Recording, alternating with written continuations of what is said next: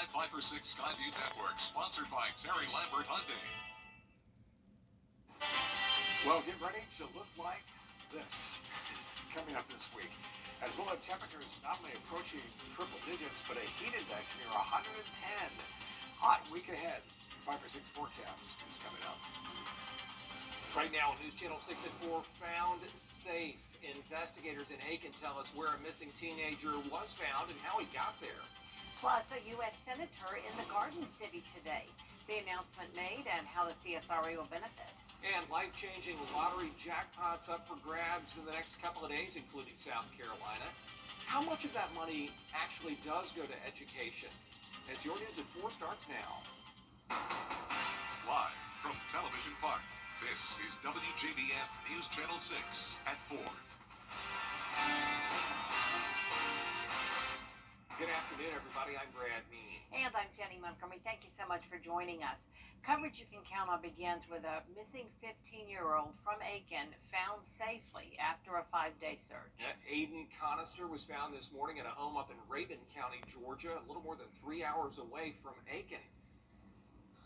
Graham Lee is live outside Aiken Public Safety Headquarters tonight. Graham, the good news is police say Aiden appeared to be in good health.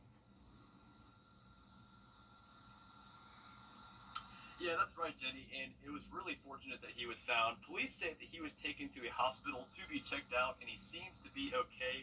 The search for the 15-year-old, though, began last Wednesday after he left his home early Wednesday morning, and the Department of Public Safety announced this morning that he was found. Authorities tell me that Aiden called a family member earlier this morning, and that family member reached out to the Rabun County Sheriff's Office. Rabun County is about 3 hours from here, and deputies then called the home and recovered Aiden. And that's good news for hundreds of volunteers who helped search for Aiden here in Aiken over the weekend. All you can say is you're just as relieved as you can be and so thankful that he's safe, and that you didn't get a horrible call that you were fearing, and knowing that Amber, his mother, is relieved, knowing that her son is safe, she's with him, and, you know, everything's okay.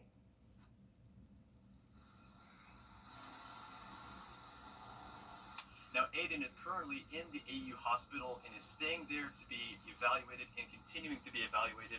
What's not clear, though, is why he ended up in Rabun County and how he got there. A spokesperson from here at the Aiken Department of Public Safety tells me that this is an active criminal investigation, and we'll continue to follow the story and gather more details as we go along. But for now, live in Aiken, Graham Lee, WJBF, News Channel 6, Brad.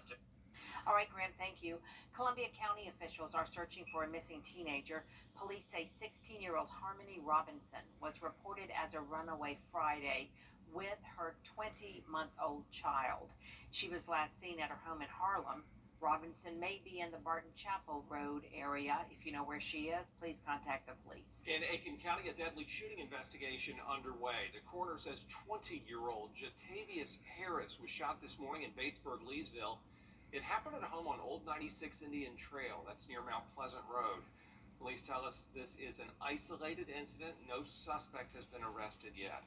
An Aiken County woman accused of exploiting a vulnerable adult. South Carolina's Attorney General says Katie Perkins opened a bank account with money she took from the person she was caring for. The 51-year-old then deposited and spent more than $4,500. A joint investigation by the Medicaid Fraud Unit and the Sheriff's Office showed that the alleged forgery happened from June to November of 2022. Perkins faces up to 5 years in prison and a $15,000 fine. We know we sound like a broken record, but yes, it is hot again. At least it's dry. Yeah, for now. Chief Meteorologist Tim Miller covering the summer for us. And yeah, glad we're back here on a Monday together. Yeah, we are. We have absolutely some good news, and it's dry from the aspect of very little rain. It's also dry from the aspect of the humidity is lower than it has been over the last few days. That'll be changing, but we'll take what we can get right now. Let's take a look outside right now at the moment, live 5 for 6. We'll take it full there, and you'll see just a hit and miss shower, mostly miss, as much of us are getting a drop of rain. But you will notice it maybe A little smoky or hazy, so the haze and smoke is back from those Canadian wildfires. Those are going to be around over the next couple days as well. Temperature 92 at Bushfield, 88 at Aiken, 93 at Louisville, Wrightsville at 93, 92 up in McCormick. The heat index, it's tolerable. It's 100 in Louisville. That's a little toasty. 97 in Augusta, 95 in Aiken, so not bad thanks to the humidity being low. And because of that, we're limited with clouds. We have a lot of moisture, so we don't have a lot of clouds. This little circly guy up there, that is high pressure to our north, keeping us high and dry for now. We will start to pick up the humidity each and every day as we go through the next couple days, although I think tomorrow, for the most part, will remain dry. 88 at 7 o'clock. We'll fall here into the 80s through much of the evening, so it will certainly be a warm evening. Over the next couple days, the humidity increases and your eyes do not deceive you. I'm going to go ahead and do it. 100 degrees, I think, by Wednesday. We'll certainly be flirting with it. Hazy, hot, and humid with only an isolated shower or storm. We'll continue to keep that in the forecast. But for how long? We'll dive into all that in just a few minutes. Jimmy, Brad. All right, Tim, thanks.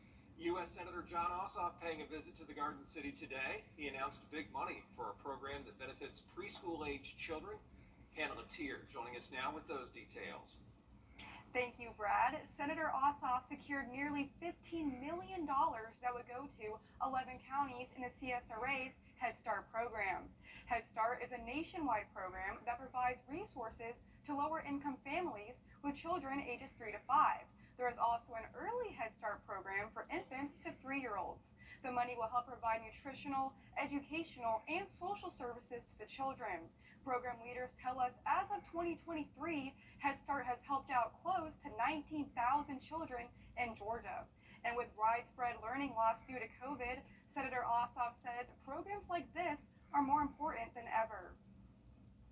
Head Start is a crucial program to ensure that young children in Georgia have access to the nurturing, educational environments that are so essential in early childhood. Senator Ossoff says the funds have already started being allocated to the different counties. I'll have more information on the CSRA's Head Start program at WJBF.com. Brad? Hannah, thanks. First Lady Jill Biden's going to be in Augusta tomorrow. She's touring 4 battleground states promoting the Investing in America plan. She's expected to talk about ways communities can work together to create better paying jobs. News Channel 6 will have coverage starting tomorrow at noon. Outraged property owners are streaming into the Richmond County Tax Assessor's office, this after a massive reassessment of property values across the county. 75% of owners saw an increase, some doubling. The notices also reflect what the new property tax bill would be if commissioners do not approve a rollback rate next month. It absolutely can be done because of the new properties done in the digest over last year. If we do a full rollback, it looks like we will have enough money. Now that's barring any new requests currently, but right now it looks pretty good for a full rollback. Last year, commissioners did approve the rollback rate after another reevaluation that increased property values by an average of 18%. She is a boss and a rock star in many arenas. Retired Major General Jan Hicks is our next guest on Jenny. But did you know she was the first general in the U.S. Army to be a mom? Learn all kinds of fun facts about Jan Hicks when she joins me tomorrow, like this one. After retiring from a 30-year military career, she became principal of the upper school at Augusta Prep. She says there were similarities between leading 20,000 soldiers and 200 teenagers. I'm not sure which one was harder, to tell you the truth. The kids were great. You know, there's not a lot about a 9th grader or even a 10th grader that you love. But by the time they were juniors, they were wonderful. And by the time they made senior, they were all great kids. A really fun side of Jan Hicks. She talks about her career, family, and what life is like today. Plus, advancing cancer treatments are helping patients live longer, but that means a growing need for post-cancer support as they face new physical and emotional challenges. Tomorrow at 12:30 on Jenny. If you don't win the jackpot later tonight, South Carolina students are still benefiting. Jason Raven explains. On fiscal year 2023, officials with the South Carolina Education Lottery say they brought in nearly $600 million for education in the state. It's the second largest contribution in a year to education since the lottery started in 2002. Now, roughly 25 cents for every dollar spent on the lottery goes to education in South Carolina, and every day the lottery generates about $1.5 million for education. It helps support various college scholarships, K through 12 programs, and community education programs like your county library. A spokesperson for the state education lottery says the pandemic and big jackpots have driven interest in the education lottery in recent years. Part of the reason we had our second best year this year was because of big jackpots, and I'm talking billion-dollar jackpots. This last year we had 3 jackpots over $1 billion, and one of those was a world record $2 billion Powerball jackpot. That one alone allowed us to transfer an additional $24 million to education. Over the state education lottery's 21-year history, more than $7.8 billion has been generated for education. In Columbia, I'm Jason Raven.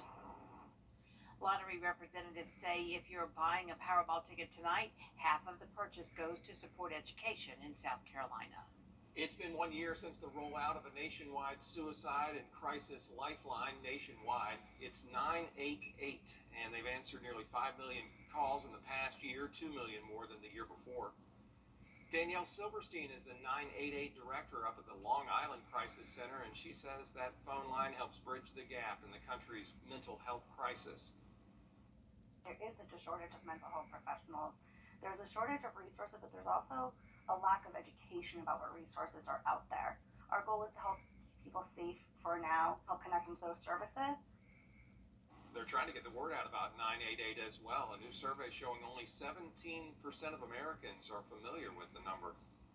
Coming up, the importance of parents spending quality time alone. Advice on ways to find that time this summer when News Channel 6 at 4 continues.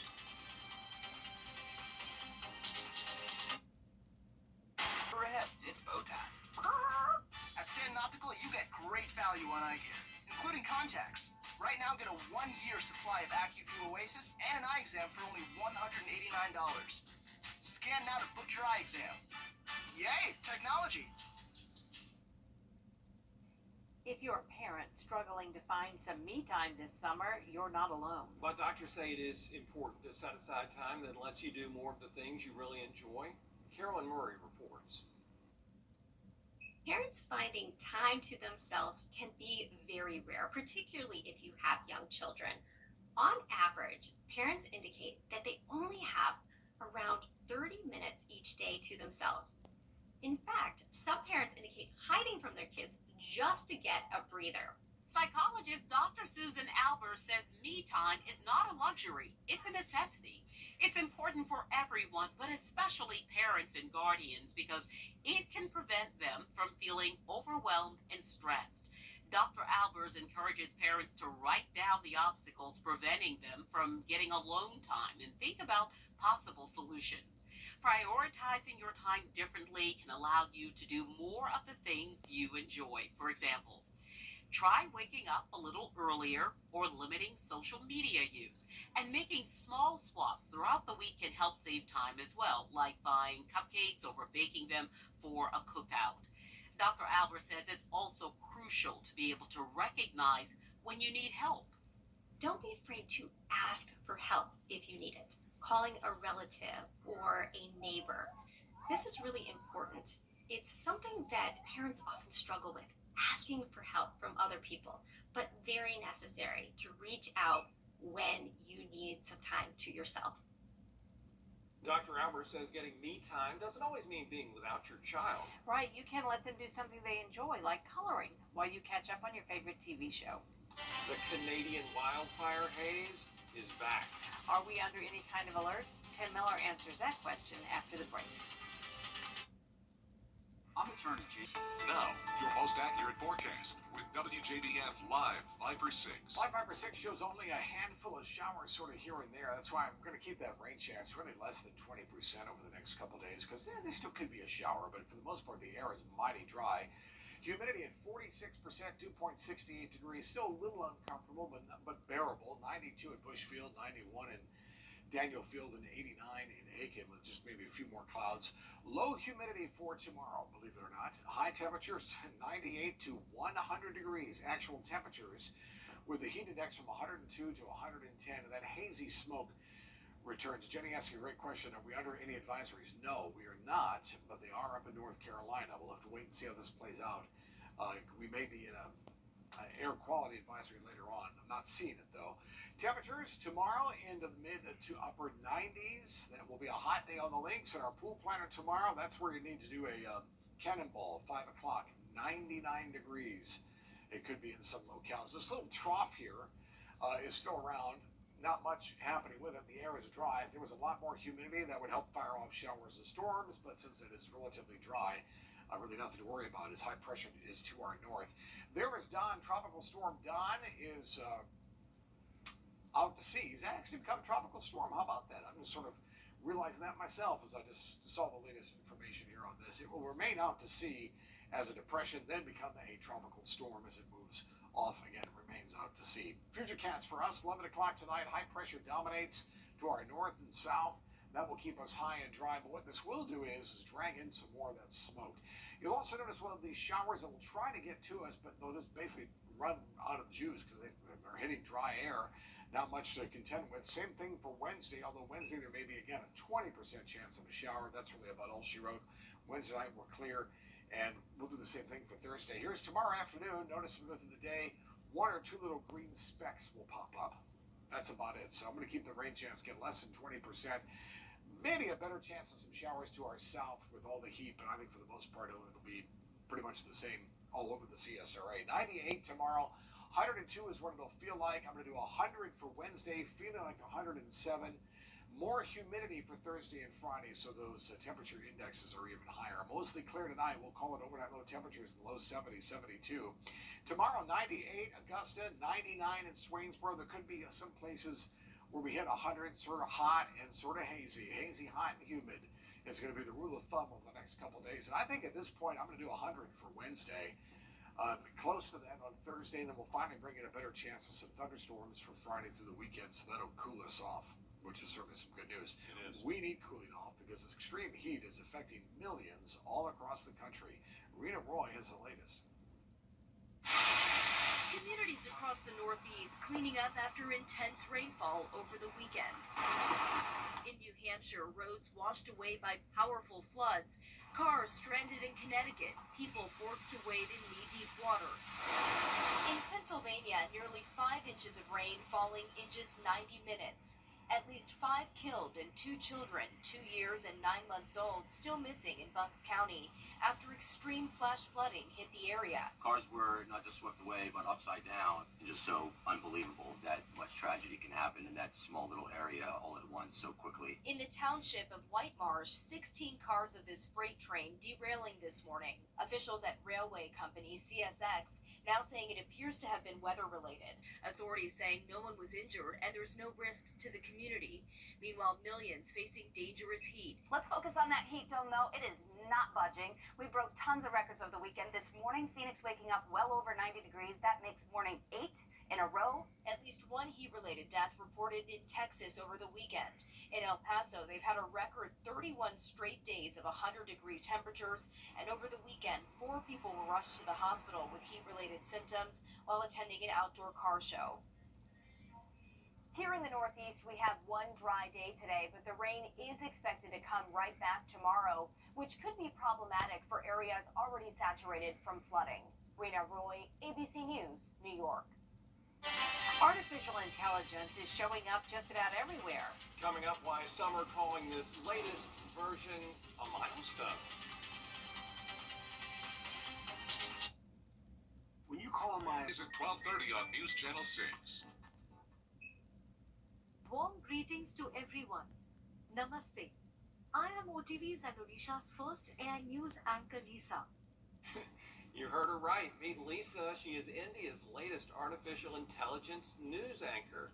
Odisha TV launched their new channel fronted by Lisa, calling it a milestone in broadcast and digital journalism.